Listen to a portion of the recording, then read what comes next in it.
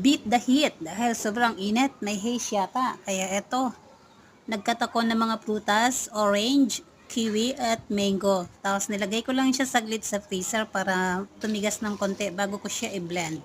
So ayan, lalagay ko na siya sa aking mini blender. Gagamit ako ng handheld blender. So ayan, para makagawa ako ng milkshake. Sobrang init kasi, hindi ko na alam kung anong kakainin ko, kaya eto na lang, maggagawa na lang ako ng milkshake. Nilagyan ko rin siya ng gatas, ayan, i-blend ko rin siya gamit ang blender. So ganyan lang gumawa ng milkshake, napakasimple, walang sugar, kundi prutas lang talaga. Thank you for watching, please like and subscribe na rin ng aking channel. Thank you. Beat the heat. Ayan, ready na ang aking smoothie or shake. Thank you for watching.